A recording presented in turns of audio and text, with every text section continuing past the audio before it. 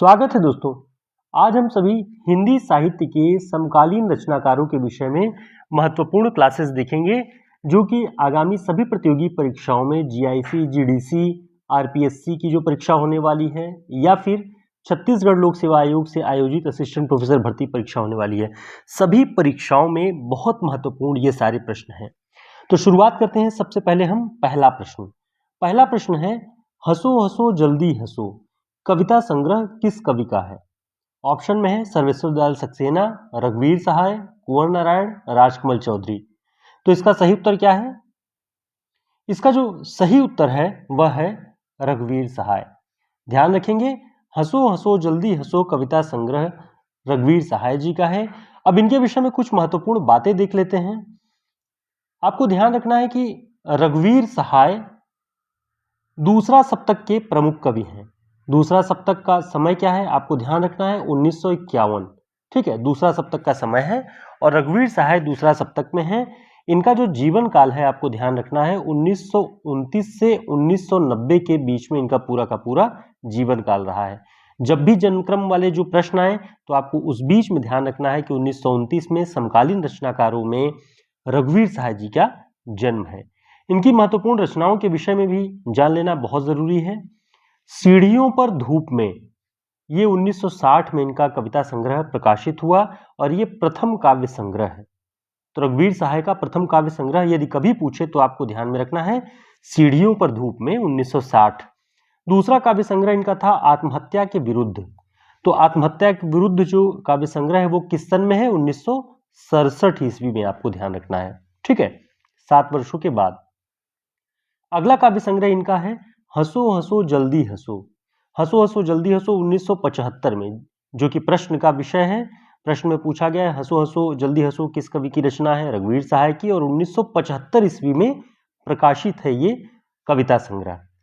अगला काव्य संग्रह है रघुवीर सहाय जी का लोग भूल गए हैं। लोग भूल गए हैं 1982 में प्रकाशित है, ये भी ध्यान रखना है। कुछ पते कुछ चिट्ठियां, ये भी रघुवीर सहाय जी का काव्य संग्रह है 1989 ईस्वी में। ठीक है, तो इतनी महत्वपूर्ण बातें आपको रघुवीर सहाय के विषय में ध्यान रखनी है, जिससे एक प्रश्न के बहाने कई सारे प्रश्न आपके स्वतः तैयार हो जाते हैं। ठीक है, तो इसी पद्धति पर हम दूसरा प्रश्न देखते हैं। दूसरा प्रश्न है हमारा, सर्वेश्वर दयाल सक्सेना का जन्म वर्ष क्या है? ये भी समकालीन नई कविता के दौर के महत्वपूर्ण कवि हैं। तो इनका जन्म वर्ष क्या है? तो 1929 में तो रघुवीर सहाय का था, रघुवीर सहाय 1929। अब सर्वेश्वर दयाल सक्सेना का जन्म वर्ष क्या है? तो ऑप्शन में है 1944, 1929, 1927, 1951। तो ध्यान रखना है आपको, रघुवीर सहाय जी का जो जन्म वर्ष है सर्वेश्वर दयाल सक्सेना का 1927 है। ठीक है, आगे इनके विषय में कुछ और बहुत दिलचस्प और रोचक बातें हैं, वो हम देख लेते हैं, जो कि बहुत जरूरी है आप सभी के लिए। इसमें ध्यान रखना है आपको, ये तीसरा सप्तक में शामिल कवि हैं। अभी हमने देखा रघुवीर सहाय दूसरा सप्तक में शामिल कवि हैं, लेकिन सर्वेश्वर दयाल सक्सेना जो हैं वो कब के कवि हैं? ये तीसरा सप्तक में है। अब आपको कमेंट करके बताना है कि तीसरा सप्तक के का प्रकाशन वर्ष क्या है। ठीक है, तीसरा सप्तक किस वर्ष आया, ये कमेंट करके आप बताएंगे। तो ये पूरा जीवन काल सर्वेश्वर दयाल सक्सेना का ध्यान रखेंगे, 1927 से 1983 ईस्वी तक ये जीवित थे, ये आपको ध्यान रखना है।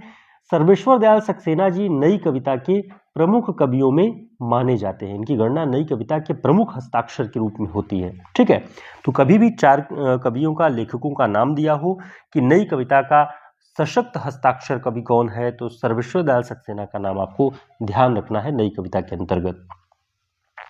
इनकी प्रमुख रचनाएं यानी इनके काव्य संग्रह आपको ध्यान रखना है, काठ की घंटियां, बांस के पुल, एक सूनी नाव, कुआनो नदी। तो आपको याद करने में भी आसानी होगी, लकड़ी का ही पूरा का पूरा काम चल रहा है। काठ की घंटियां, काठ माने लकड़ी, बांस के पुल, ये भी लकड़ी का काम, एक सूनी नाव, तो सूनी नाव भी जो है लकड़ी का है, और कुआनो नदी में। तो आप इजीली याद कर सकते हैं, काठ की घंटियां, बांस के पुल, एक सूनी नाव, और कुआनो नदी में उतरी। तो इतनी बातें आप सर्वेश्वर दयाल सक्सेना जी के विषय में ध्यान रखेंगे और ऐसे ही सारे प्रश्न आपकी प्रतियोगी परीक्षाओं में उनकी तैयारी करने के लिए हमारे हिंदी साहित्य के शॉर्ट नोट्स में मौजूद है, जो कि बहुत ही परिश्रम से और बहुत मेहनत से हमने चुनिंदा प्रश्नों का पूरा संग्रह किया हुआ है, वन लाइनर और ऑब्जेक्टिव प्रश्नों के रूप में। आचार्य रामचंद्र शुक्ल, बच्चन सिंह और नगेंद्र, ठीक है, आचार्य शुक्ल, बच्चन और नगेंद्र, इन सभी के जो वन लाइनर फैक्ट्स हो सकते हैं वो सभी के सभी इसमें शामिल हैं। तो आप सभी हमारे व्हाट्सएप नंबर पर संपर्क करके इस नोट्स को ऑर्डर कर सकते हैं। मात्र 390 का ये नोट्स है, 60 रुपये डाक खर्च आते हैं, डाक खर्च अनिवार्य होता है। तो हमारे व्हाट्सएप नंबर पर संपर्क करके आप इसे ऑर्डर कर सकते हैं। EMRS, TGT, PGT, assistant professor, UGC net सभी भर्ती परीक्षाओं में वन लाइनर नोट्स के रूप में सबसे शानदार है ये, तो आप इसे ऑर्डर कर सकते हैं। अगला प्रश्न देखते हैं, जंगल का दर्द। जंगल का दर्द काव्य संग्रह के रचयिता कौन है? बताएं, जंगल का दर्द काव्य संग्रह के रचयिता कौन है? ऑप्शन में है मंगलेश डबराल, वीरेंद्र डंगवाल, धूमिल, सर्वेश्वर दयाल सक्सेना। तो आपको ध्यान रखना है, जंगल का दर्द सर्वेश्वर दयाल सक्सेना जी का काव्य संग्रह है। बहुत महत्वपूर्ण है, इस तरह के नाम भी बहुत रोचक नाम भी है, इसलिए भी आपको ध्यान रखना है। सर्वेश्वर दयाल सक्सेना जी ने लिखा है और उनके विषय में हमने ऊपर बात की है। उसके अलावा भी बहुत सारी बातें हैं हमें जो कि सर्वेश्वर दयाल सक्सेना के एक महत्वपूर्ण कवि के रूप में उनके बारे में ध्यान रखना है।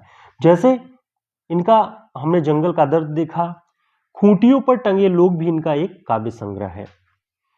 कॉफी हाउस में एक मेलोड्रामा, कॉफी हाउस में एक मेलोड्रामा, ये इसी काव्य संग्रह में एक संकलित कविता है। बहुत प्रसिद्ध कविता है सर्वेश्वर दयाल सक्सेना की, कॉफी हाउस में एक मेलोड्रामा। इनकी एक पंक्ति बहुत प्रसिद्ध है, मैं नया कवि हूं, इसी से जानता हूं कि सत्य की चोट बहुत गहरी होती है। मैं नया कवि हूं, इसी से जानता हूं कि सत्य की चोट बहुत गहरी होती है। तो इसे ध्यान रखेंगे, सर्वेश्वर दयाल सक्सेना जी की है, ठीक है। अगली जो महत्वपूर्ण कविता की पंक्ति इनकी है, लीक पर वे चले जिनके चरण दुर्बल और हारे हैं, हमें तो हमारी यात्रा से बने ऐसे अनिर्मित पंथ प्यारे हैं। लीक पर वे चले जिनके चरण दुर्बल और हारे हैं, सर्वेश्वर दयाल सक्सेना। इसका मतलब यह है कि लीक पर तो वे चलते हैं, बने बनाए रास्तों पर वे चलते हैं जिनके कदमों में जान नहीं है, जिनके चरण दुर्बल हैं, वे हारे हुए हैं, वही लीक पर चलते हैं। हमें तो हमारी यात्रा से बने, अपने खुद की यात्रा से जो हम रास्ता बना लेते हैं, वही अनिर्मित पंथ प्यारे हैं। लीक पर वे चले जिनके चरण दुर्बल और हारे हैं। तो सर्वेश्वर दयाल सक्सेना जी की कविता है, इसे याद कर लें, बहुत महत्वपूर्ण है। आगे देखते हैं, अहम से मेरे बड़ी हो तुम। अहम से मेरे बड़ी हो तुम, ये कविता किसकी है? तो आपको ध्यान रखना है, ये कविता बहुत नाम इसका चर्चित है। अहम से मेरे बड़ी हो तुम, यह कविता है ऑप्शन मंगलेश डबराल, वीरेंद्र डंगवाल, धूमिल, सर्वेश्वर दयाल सक्सेना। तो ध्यान रखना है, यह कविता भी सर्वेश्वर दयाल सक्सेना की है। तो हम समकालीन रचनाकारों के विषय में पढ़ रहे हैं, तो आज सर्वेश्वर दयाल सक्सेना बहुत महत्वपूर्ण और चर्चित कवि हैं इस दौर के। तो आपको ध्यान रखना है कि ये कविता भी उन्हीं की है। इनके विषय में कुछ और बातें देख लेते हैं जिससे सर्वेश्वर दयाल सक्सेना के विषय में आपको कभी भी कोई परेशानी नहीं आएगी पढ़ने में। बच्चन सिंह अपनी पुस्तक में लिखते हैं कि यह एक बहुत ही सरस कविता है। एक इनकी प्रसिद्ध कविता है सर्वेश्वर दयाल सक्सेना जी की, चलो घूम कर आए। और इनकी एक प्रसिद्ध काव्य पंक्ति अभी हमने ऊपर लीक पर वे चले जिनके चरण दुर्बल और हारे हैं वो पढ़ी, और यहां आपको जो ध्यान रखना है काव्य पंक्ति, वो कौन सी ध्यान रखनी है? वो है, लोकतंत्र को जूते की तरह लाठी से लटकाए, भागे जा रहे हैं सीना फुलाए। लोकतंत्र को जूते की तरह लाठी से लटकाए। तो बहुत महत्वपूर्ण है, इसे आपको ध्यान रखना चाहिए। आगामी प्रतियोगी परीक्षाओं में ये सारे पॉइंट्स आपके काम आएंगे, उम्मीद है, क्योंकि प्रतियोगी परीक्षाओं का स्वरूप बदल रहा है, कंपटीशन और बढ़ता जा रहा है। तो आप सभी को सतर्क होकर के समकालीन रचनाकारों पर बहुत कम क्लासेस हैं, उन्हें तैयार रखना होगा, ठीक है। अगला प्रश्न देखते हैं, अभी बिल्कुल अभी। अभी बिल्कुल अभी इस काव्य संग्रह के कवि कौन है, रचयिता कौन है? ऑप्शन में है रामविलास शर्मा, त्रिलोचन शास्त्री, अरुण कमल, केदारनाथ सिंह। तो आपको ध्यान रखना है, अभी बिल्कुल अभी केदारनाथ सिंह जी की कविता संग्रह है। ठीक है, इनका कविता संग्रह है और प्रथम काव्य संग्रह माना जाता है इनका। इसका प्रकाशन वर्ष आपको ध्यान रखना है, प्रकाशन वर्ष है 1960।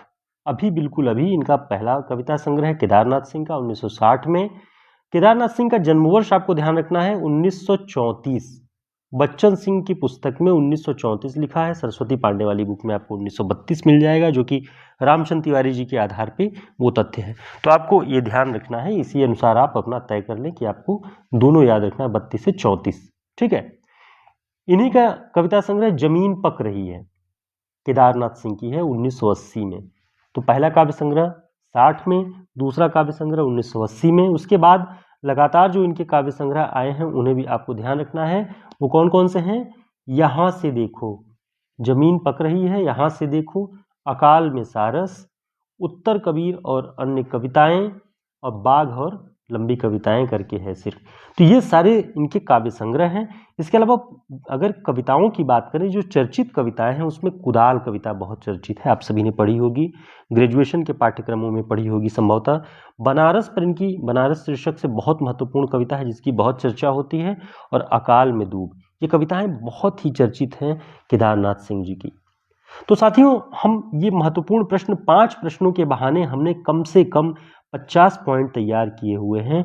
तो एक प्रश्न के बहाने कई सारे प्रश्न आपके तैयार हो जाते हैं, जो कि आगामी सभी प्रतियोगी परीक्षाओं में बहुत महत्वपूर्ण होगा। EMRS की परीक्षा हो गई, EMRS की परीक्षा है या TGT PGT की है, KVS की परीक्षा होने वाली है, उसमें हिंदी साहित्य के जो भी प्रश्न महत्वपूर्ण हो सकते हैं वो सभी आपको इसमें मिलेंगे। और हमारे हिंदी साहित्य के शॉर्ट नोट्स में इस तरह के प्रश्नों की भरमार है। वन लाइनर प्रश्न, काव्यशास्त्र, भाषा विज्ञान, हिंदी साहित्य का इतिहास, 40 बड़े रचनाकारों पर वन लाइनर फैक्ट्स, और लगभग 1000 प्रश्नों के व्याख्यात्मक हल भी इसमें आपको मिल जाते हैं हिंदी साहित्य के शॉर्ट नोट्स में। तो आप हमारे व्हाट्सएप नंबर पर संपर्क करके इसे ऑर्डर कर सकते हैं, बहुत उपयोगी है। फिर मिलते हैं एक नई क्लास में, तब तक के लिए नमस्कार, शुभकामनाएं।